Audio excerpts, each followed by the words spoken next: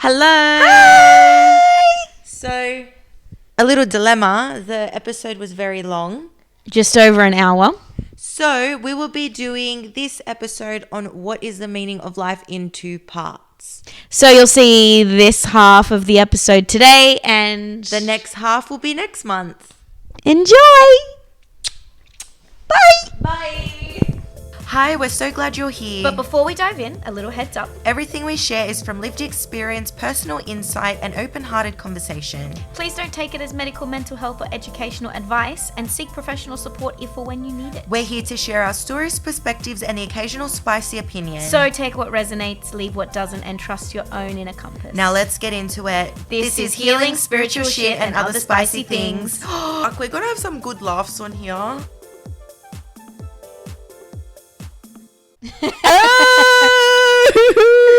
Episode 4. Episode 4. 5? 4? Four. 4. 4. Episode 4.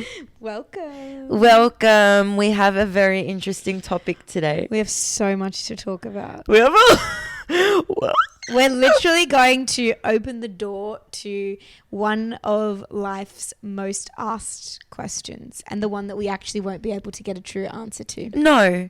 So we're pretty much just going to unpack and look into different theories, and the topic is, what is the meaning of life? What is life? What are we doing here?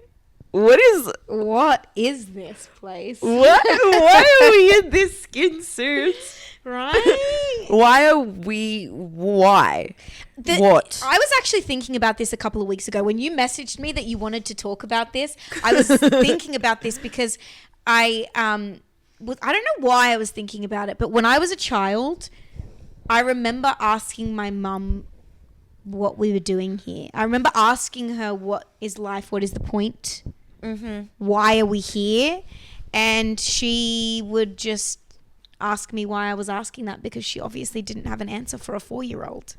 Yeah, I was very inquisitive around this too, and I find like over the course of life, I've asked myself this a lot, like, what is the meaning of life? What are we doing here? And I find whenever I've had like depressive episodes, gone through something traumatic, I find myself always coming back to why. But I feel like after what we were just kind of discussing, Jamie has some very cool insights, but I find like, I don't know if I'm jumping too far ahead of myself, but when I remind myself like, no, I create my own life and I'm going to create the next thing and the next thing, it makes the journey a little bit more like, okay. Some people take it so seriously, right? Yeah, but the power's in our hands. Before we start, though, I feel like we should make a little disclaimer here, because I know that this is quite a deep topic and we may brush on some mental health sensitive information. Depending on where you are in the world, there are various people that you can call if you ever need to have a conversation. In Australia, there is Lifeline 13 11 14 24/7 service. Same as the UK and Ireland.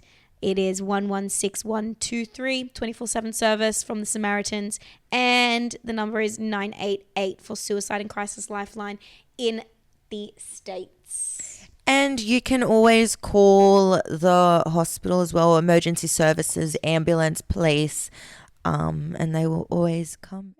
Where do you want to start? Bro, I don't know where to start, but I like this year, I found it's been a year that I have asked myself that question a lot more than I think I ever have.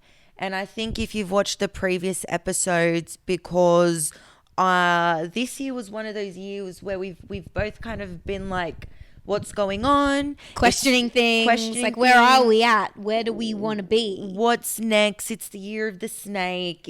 And I don't know about you, but the last few years, I feel that for me, it started in 2021, 2022. I had a kickstart of a huge spiritual and religious awakening, I want to say, because it wasn't just completely spiritual. I feel like I've gone back to God and gone back to religion. But the last few years, 4 or 5 years, I don't know about you, but I feel like I'm a Yeah. completely different person. And another thing as well, we go through many awakenings.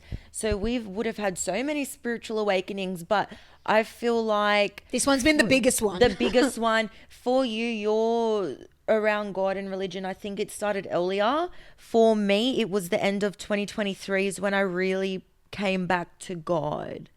I really came back to God, taken a little bit more interest in the Bible. Not so much bits and pieces, I would say, but I think my faith is the strongest it's ever been with God. Yeah. Actually, can I tell you a random story that happened Always. literally 2 days ago? Yes. So I just got a new car. Yes. And anyways, the console, the screen, the Apple Play, it's been playing up a little bit, right? And the other day I was about to leave for work to a new school that I hadn't been to, and it wasn't working. And I was like, oh my goodness. I was like, okay, take a deep breath. And I was like in the middle of like a prayer when I was getting into my car. You know what it's like? You do a million things. You say prayer while you're getting on with your day. And I like said to God, please help me like fix my Apple CarPlay. So 3D of me. And help me. Anyways, I took a deep breath and I plugged it in and it worked. 2 minutes later, I like put the music on, finished my prayer, whatever. 2 minutes later, I'm like listening to the radio, listening to my music. And then, do you know that song Messy in Heaven?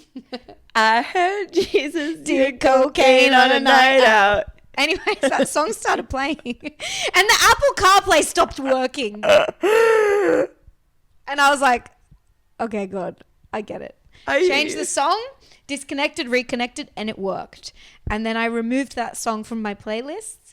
And I apologized for being blasphemous. But that was a great song. And now I just... It was. But I was like for me... You get it. I get it. I was like, that was like a clear message of like, don't Do you know... push it. This happened to me today on the way here. I was thinking about where I do ayahuasca. And I was thinking about ayahuasca. And... there was things going in my mind around that and God, and then a really beautiful song in that moment that I've never heard in my life came on called Ayahuasca. What? I took a photo of it. That's crazy. That happened on the way here and I'm like, okay, God, I hear you. Oh, I love that. That's And so I'm cool. like, okay, it's probably a sign that like I probably need to sit with the medicine soon.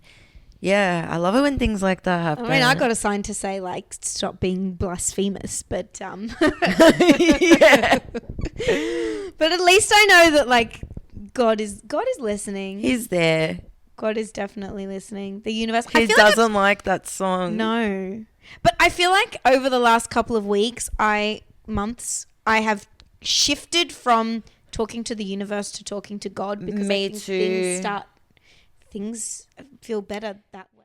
Can I say one more of these things before we go into what? Go ahead. Before what is the meaning of life? So my favorite prayer is Psalms 91. It's my I have that. I put it on like every week, or I'll read it. And this has been for the last couple years. I was out on like my first proper date dinner thing with Darby, and he always wears this gold necklace that he got made. And it was the first time that I was like, I just felt like having a look. And I like grabbed his neck. I leaned over the table and grabbed his necklace and I turned it around and it has Psalms 91 on the back. And I was like, bah! And I was like, what the hell? I like threw it and I went back. I'm like, that's my favorite prayer. Aww, And ever since I've been with him, I've been getting a lot of like positive signs from God. Weird little things like that. I love that. So I don't know why we just went into signs and symbolism. Well, I did some research on this particular topic.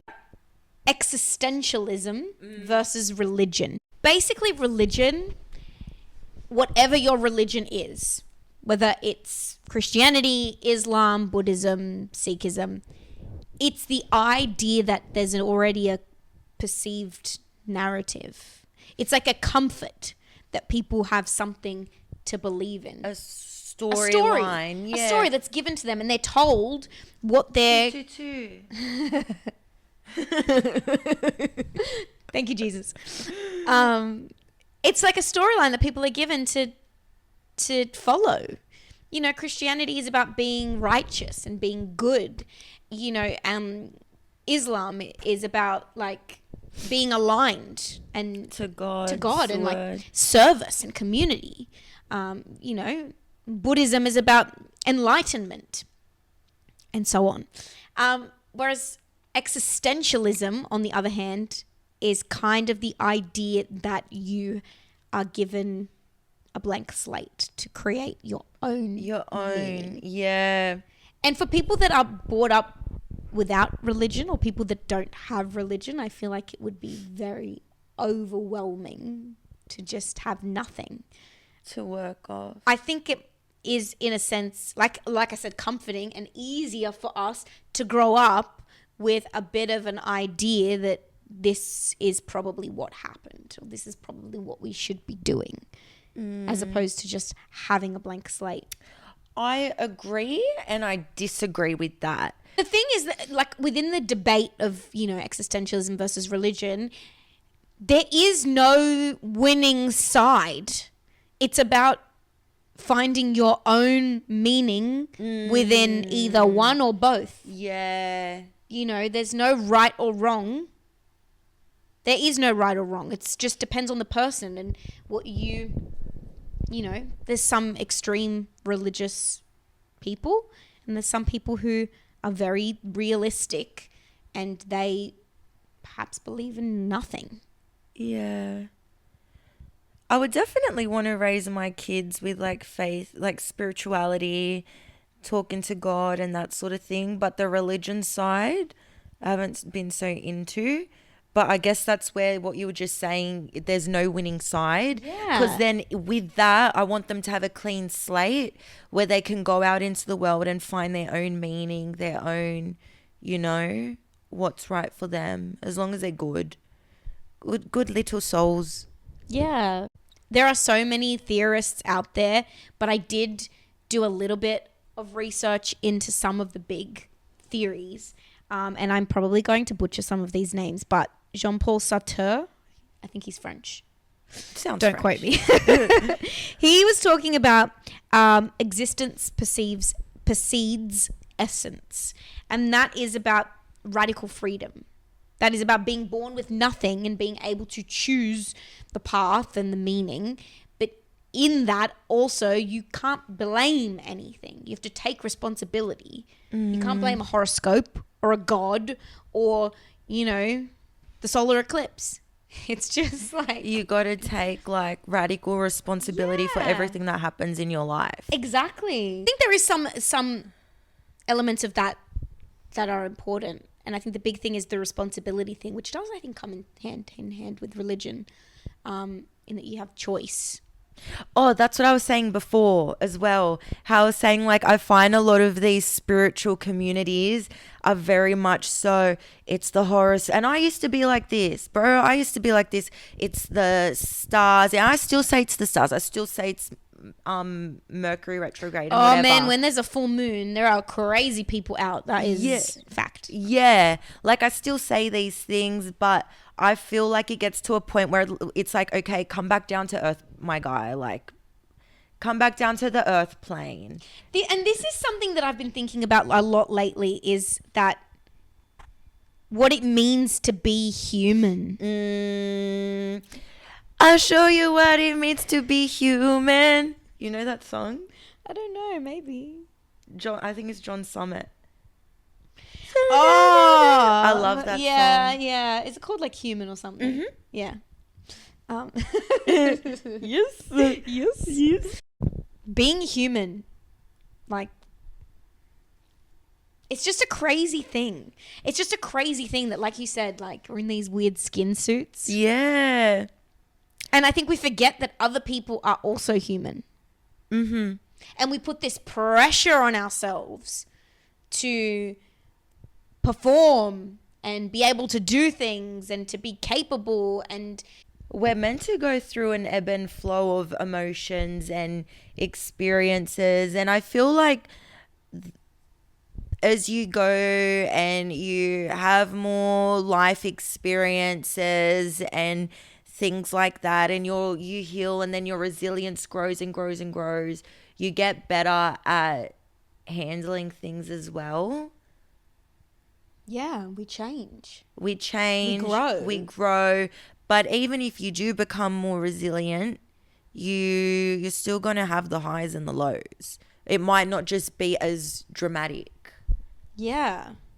Yeah, definitely. Or how science says the meaning of life is simply to procreate.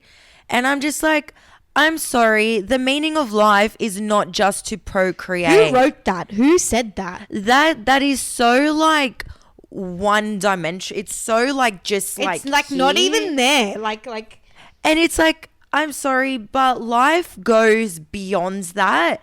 And not all women want to have babies. So if they don't want to have babies and the meaning of life, according to science, is to procreate, I'm sorry, but that's not the only meaning to life. That's something you can do while you're here, having your human experience. But it goes so beyond that because we are so magical. We are so powerful. The fact that we can like pray to God or ask the universe for a sign and we get signs, what does that tell you about energy, about faith, spirituality, whatever it might be for you? we are creators. We are creators. We create. That's I believe that is definitely part of the meaning of life is to create. Yeah. To create, to experience. Right? I believe that. And it's also how like I used to hear a lot previously as well, like, and I see posts all the time being like, remember who you are, remember where you came from, remember. But it's like, can we just like put that aside for 1 second? Rather than like remembering who you are and going back to that, why don't you just create a new life, a new version of yourself that's in alignment with where you are now today? You know what I mean? And when people say, but also when people say like, you've changed. Good. Yeah. Right? I'd like to hope so. And that's a part of life too, is change. And that's like me now. I don't like being in party heavy environments. I don't like dancing at certain venues anymore. The places that are way too overstimulating. Being around certain energies and people that might still be in those environments. It doesn't mean I hate those people or whatever, but I'm at this new phase, in this new chapter, in this new reality. How much has my life changed? I want to keep it good and positive and uplifted and how it is now. So I'm okay to let some of these things go so I can keep going in this new direction. Yeah. And I feel like I need to let some of these things go because they don't have anything to offer me anymore, and I don't really have anything to offer them either. If I'm not going out and partying and this and that, yeah, I want to go out for a dance here and there and, you know, that sort of thing. But I'm not really into bush stuff so much anymore. I don't feel this like urge to go, even raves. I don't have to go to every single rave anymore. I'm not so interested, like, you know, and I think it's because I have a regulated nervous system now. I'm making choices and wanting to be in places that are aligned. I feel that. We were just talking about this. When you regulate your nervous system, you literally don't have the capacity anymore to be in overstimulated environments or to even be overstimulated. Your capacity becomes so much smaller. Yep. So yeah. Because when you're living in constant fight or flight and you heal that, and you when you're in it, you don't realize that you're in it, right? And then when you heal that, you can't go back there because now it's like anxiety. You just can't. And that's where the whole notion comes in around, like, just create your life, create your own life, your identity. And you know what? On what you just said before as well, I, for a period of time, was going out every weekend. When I was living in London, I had like my boyfriend at the time, like, he had a big group of friends. We were out every weekend. We were drinking every weekend. Maybe not every, like not Saturday, Sunday, but at least once a weekend we were out there like at the pub having a beer, whatever. It was fun. It was a great time. Don't get me wrong. When we broke up, I forgot, and I maybe not forgot, but I didn't realize how much I didn't want to drink. And I so enjoy my weekends at like yoga, walking, you know, in the park, by the beach, whatever, out in nature, having a coffee, doing things that don't involve A, going out and drinking, and B, wasting my day because I'm hungover, or because even if I wasn't hungover, if I just slept in because I'd been out since recovery, whatever time. And my body loved it too. Loves it too. Yeah. Like, and I went out recently, like last month, and a couple months ago, and that's enough. I'm finished. I'm like that too. And I find like my whole friendship circle, none of you drink. The girls that are closest to me right now, none of you are drinkers or really partying. And you have a special birthday coming up. Are you like gonna... Are we going out drinking?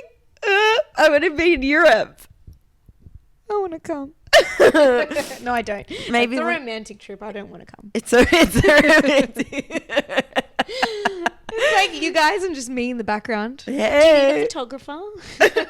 I would love that. You would not. Shut up. Darby, my dude, won't like that. I'm not going to be that friend. No, I don't want to be we're that good friend. like that. But I'm grateful that pretty much like everyone around me now aren't heavy drinkers or partiers or... They say that happens with like enlightenment, that you drink less and you tolerate alcohol less. My body does not like alcohol. Oh, I think I'm actually allergic. I feel like that too. I have one drink and I'm like, oh, the next day, not feeling well. Because I stopped drinking entirely for a good like 4 years. And then I started drinking again. Not crazily, just here at the odd occasion. And I literally had allergic reactions afterwards. How sick I got afterwards was not normal for days. Yeah. I can be, oh, not days. I can be like that. Depending on the night, depending on what I drink, my body just does not tolerate it. Yeah. Going back to what we were talking about before. Like 20 minutes ago. Religion versus existentialism. I feel like I could talk about this for ages. But to sum it up, religion offers certainty, community. You're not alone, basically, is what religion is giving you in this. And existentialism is about freedom, but also responsibility. Now, the comparison that I kind of came up with was like joining a gym. Religion is like joining a gym. You get a PT, you get a meal plan, you get classes, you get everything given to you. They tell you what you need to do to get fit and look good, etc. Existentialism is somebody coming and putting some workout equipment in your living room. And you just Figure it out. If you don't go on that treadmill, that's on you. That's on you completely. You don't have to go on that treadmill. But if you choose to and you choose to work out hard and you choose to eat right and blah, blah, blah, blah, blah, maybe you make your own, you know. I love that though. I don't think, like I said, there's no right or wrong. And there's usually a balance between the both. I think they both serve a purpose. And there was one particular theorist and a particular theory that really interested me. And the moment I heard it, I was like, I feel that. His name is another French guy, Albert Camus. And he came up with absurdism. And absurdism is about, instead of giving up on life when life gets hard and when things get hard, it's more about embracing the absurd. Living fully, loving deeply, and laughing at the nonsense. So he says that humans, as a human, like I said before, as humans, we desperately, I think it's ingrained in us to find meaning in everything. In everything that we do, we have to find a reason why. We don't just, it's hard for us to have faith. like religion. It's hard for people to believe and trust in God without the why. Yeah. Yeah. Like, why are we doing this? And so he was saying that the universe on the other side of that doesn't care. We want to make purpose. The universe doesn't care. The universe is just silent. It's just there. And the clash that comes between the two is what he describes as the absurd. It's not bad or pointless. It's just indifferent. And they used the example of, I think his name was Caiaphas. Please correct me if I'm wrong. It was a Greek story of a Greek guy, ancient Greek man. God. I don't really know. Anyways, he was constantly pushing this boulder up a hill, and every time he got to the top, the boulder would roll down to the bottom, and he would push it back up again, and it would roll down to the bottom. And it sounds painful, right? But he put a spin on it, and he started to enjoy pushing this boulder, and he made his life purpose about pushing this boulder. So I think the absurdism is about perspective. Yeah. Yeah, it was I a love lot that. about perspective. And that can really help someone that's experiencing, I feel like, existential crisis. Obviously, that's a whole thing within itself.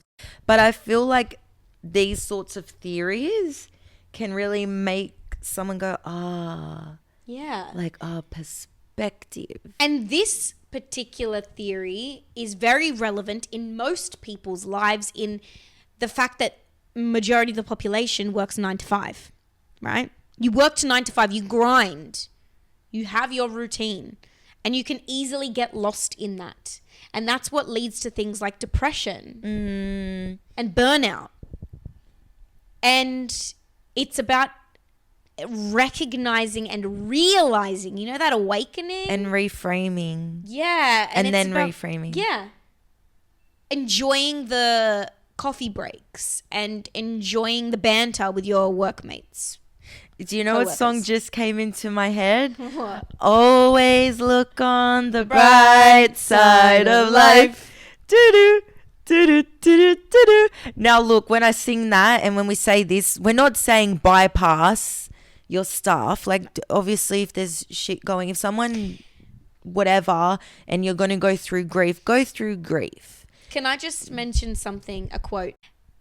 They say that not every day is a good day, but there is good in every day. You just have to look for the little things that are good.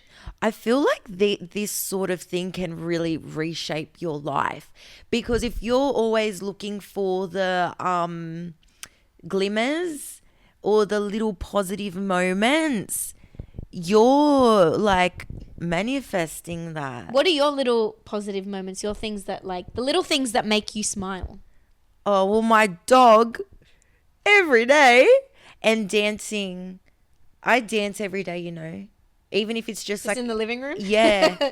Yeah. I think like mine is like a coffee and being outside.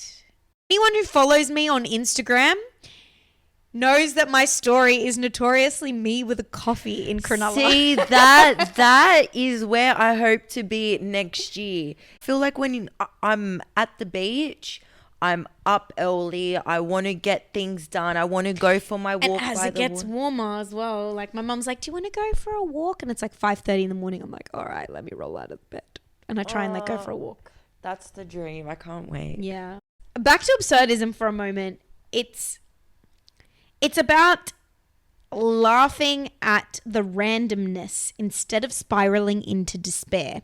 So absurdism is really something I think that is helpful when people are going through existential crisis, like you said. Yeah. If you're struggling and you're like, I don't want to say depressed because I think that is a completely different thing. But if you're having a bit of a moment where you're frustrated, and you're asking, what is the meaning of life? Or even where you're just asking, like me about a month or so ago, and I was like, oh my God, why is nothing changing in my life? Yeah. And you feel like, for me, I felt like I was like on the cusp of change, but nothing was changing and I was getting frustrated. It's about like laughing at the randomness. But sometimes you scroll through Netflix or Disney or whatever streaming service you use for 45 minutes before you find the perfect movie. And it's the fact that the scrolling is longer than the movie itself, and it takes away from the movie. Yeah. Absurdism is about just picking a fucking movie and owning it. And if it's good, it's good. If it's shit, whatever. It's on now. Just stop stressing over picking the movie. Yeah. Oh my God. Because sometimes, like, to be honest with you, like, I've been there. I am. Anyone who knows me knows that I am that person who's like scrolling for the perfect movie. I am too. And everyone gets frustrated at me. But then, you watch the movie and then you pick a movie and the movie's not good, and then you're like, oh, like, I wasted all that time and the movie's not good. So, just pick a movie. Just pick a movie. And own it. And I guess put that into your you can translate that into oh my God, you couldn't hear me. Maybe you could. You can translate that into everyday life. Whatever you pick or whatever you decide for, if you're umming and ahhing but you've made that choice, just own it and go with it. And if it doesn't work out, it doesn't work out. It's not that deep. It's not that deep. And it's like where you see those posts and things where it's like, this person didn't own their first house till they were 50. This person became a millionaire at 60. Like, all our timelines are different. Can I say something that I feel like is similar with you? That I feel like the two of us, we have never had an issue with being authentic. We've never had that issue, hey. We've always been ourselves. And I feel like that drives people crazy. A lot of people don't like it. A lot of people don't like that about us. Well, I mean, I don't know about you, actually. A lot of people don't like that about me. No, a lot of people don't like that about me. And I feel like it triggers a lot of people's... I feel like I'm a very triggering person. Oh, I can be too. Not intentionally, though. But I've noticed I can trigger a lot of people in different ways. I know it's a Libra thing, too. So maybe it's a Gemini thing. And I've seen a lot of things within the content that I consume lately, which was getting me thinking, and it was about how people who make monumental change in our society, people who make a difference, people who make an imprint on this world, because I feel like there are people out there who leaving a legacy behind. There are some people out there, and there is nothing wrong with this, but there are some people out there who just want to live and buy a house and have a family, or they just want to work their way up in their career, or they just want to be happy and content, or that's fine. But I'm talking about the people who are different, want to leave a mark, who want to leave something to do with humanity or earth, and these people struggle in the beginning stages of life. Trauma. These people struggle up until they're 25, 30. And I would think, like I said, lots of content that I'm consuming. I've been listening to things and I've been reflecting myself. I have been kind of journaling a little bit about it in the last month or so. Just not on that, but on my own experience with that. Within spiritual and religious communities, God chose outcasts.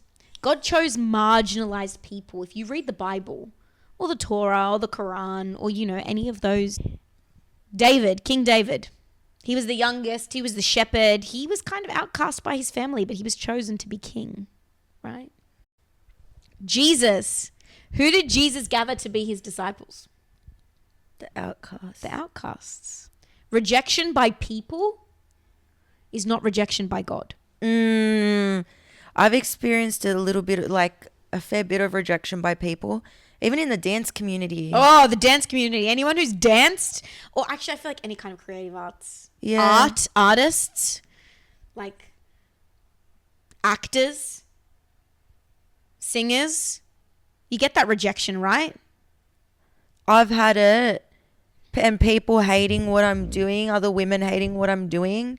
And now I'm at a point kiss my ass. You're just triggered. I don't care. Yeah. I'm going to be redirected then. And rejection is redirection. The notion with those people, a little bit off topic, but it's the notion of that's my part. There is plenty for everyone. Yeah, we can all win. That's why I don't care. I've experienced some stuff in the dance world over the last few months, and I'm just it's all chill because I have other beautiful things going on. and I'm going to put my energy elsewhere. Anyways. But also feeling like you don't fit in. Like I feel like in the dance community, I've kind of never like that. fit in. Yeah. And that's the thing. That's the thing about like this whole thing is that if you don't feel like you fit in, that leads you to better places. I just wanted to say, even though in like our human form, where we might feel alone and like an outcast, and why don't we fit in, and why do I only have random friends, not a solid friendship group, and that sort of thing. Oh, I've been in all those situations. Even though we might feel those things, and that's been our life experience, we're never actually alone, because you can go outside, sit in nature, talk to the trees, talk to God, talk to your ancestors, spirit guides, talk to your higher self. Even maybe in the physical, you feel that, but if you go beyond into the spiritual, there's always someone there for us. Someone said this to me: how can you be alone when you have yourself? Like, it's important that you have a good relationship with yourself. And I think that kind of hit home in a sense that I used to hate being alone. I hated my own company. A lot of people do. But I love my own company now. I went through a big period of that. It's like we were rejecting ourselves. Yeah. Now I'm the same. It's like, get me out of here for a minute, please. Yeah, I love being in my own company. I feel good when I'm in my own little bubble, and I think when you do spend periods in like deep isolation and you feel the pain that comes with it, and then you process it and you move on, and then you realize how fucking amazing you are, it then starts to feel great. You don't really give a shit. Yeah. And then you start to realize, it actually is quality over quantity. Yep. Definitely. And it's like, what void were you trying to fill? It's the void. And a lot of people use other people to fill the void. So that they don't have to think. Yeah, because we always talk about, this person who's an alcoholic is using alcohol to fill the void, or maybe the drug addict or whatever. But we never talk about how a lot in this society, humans are using other humans to fill the void in them as well, which is very selfish. Go heal yourself. Please. When I was studying and I did my Bachelor of Counselling, I remember I studied with these two girls who both lived in Paddington, came from very wealthy families. They had very sheltered lives. This is when I lived out in Penrith with an ex, and it was very tough.